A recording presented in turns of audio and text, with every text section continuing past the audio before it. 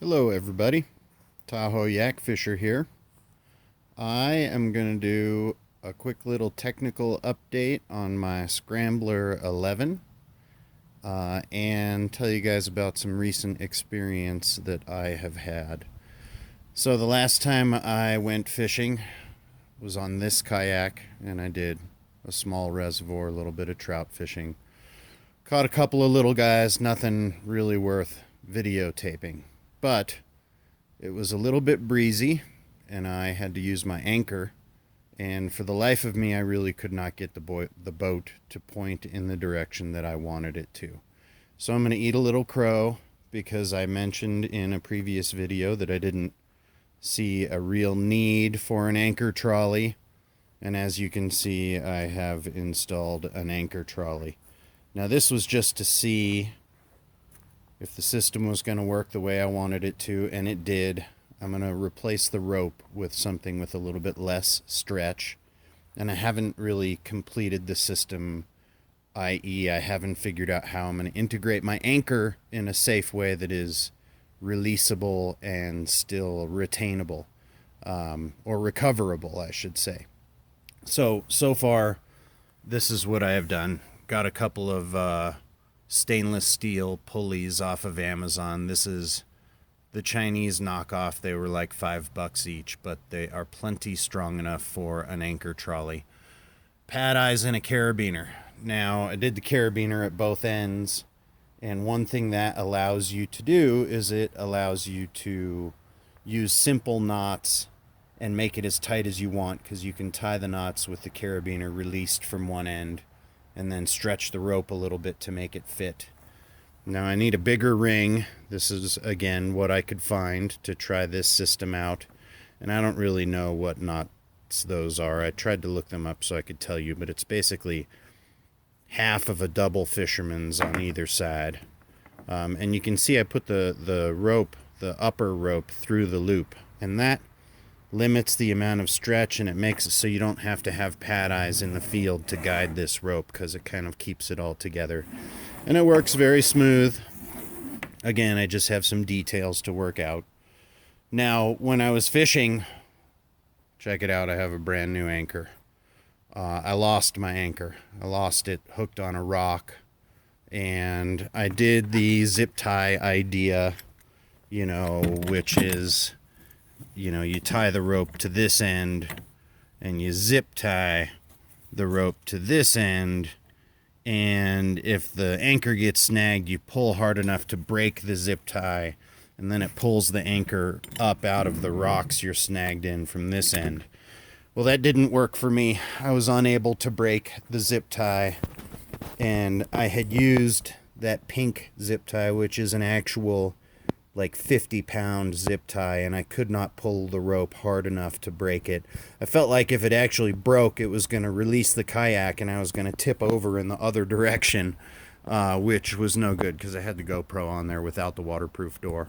So anyway, I used this size, and I probably should have used this size. This is what I am going to use on the second attempt, and hopefully I won't lose the anchor. But little tip for you guys, this is like an Atwood anchor that I found at Walmart for like $8. And usually I think they're a lot closer to $20. So Walmart, $8 Atwood anchor.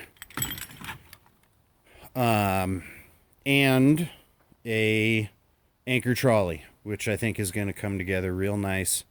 The other thing about it being carabinered to the boat, I can take it off in the wintertime so I don't have the rope out here rotting in the cold rain and snow. Okay, next little update. I got an Oakley goggle case here, but what is inside is the fun part. So I don't know if you guys have ever seen these before. Nothing too exciting, but a handheld fish finder. This thing's pretty cool. The transducer is hooked to a float, and you just drop it off of the side of the boat, and instant fish finder. And you don't have to hook up any special batteries. It runs on like 4 AA's.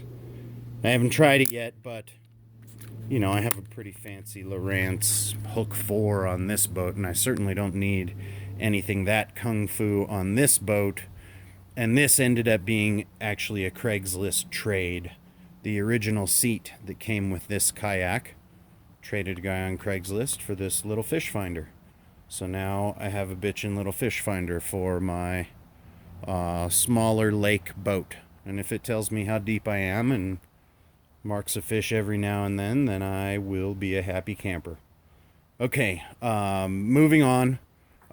Question I had about the hatch here is how much room do we actually have inside, and to the low point it ends up being 8.5 inches to the top deck and about 7 inches from the bottom, 7.5 inches from the bottom edge of the hatch to the hull of the boat. This boat does not have any bulkheads, so once you have the hatch in there, you have access to the entire hull. I don't know if this is going to be helpful or not, but there you have it. Another question that was asked was about the part number and dimensions of the bow loop I used. This is an Atwood bow loop.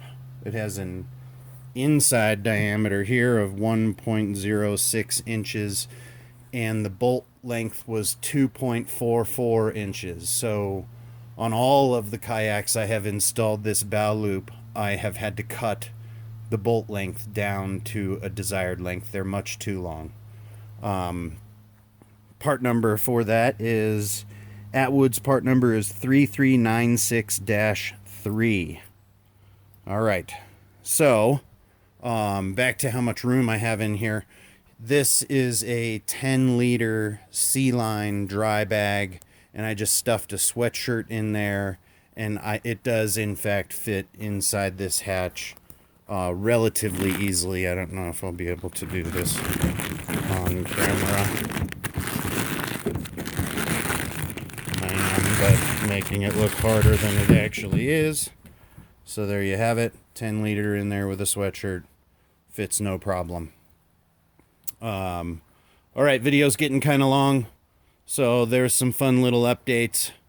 I got a new anchor, I got a new anchor trolley, I got a fish finder, and answered a couple of questions. Thank you very much for watching. Let me know if I can answer any other questions. Tight lines, Yak Fisher out.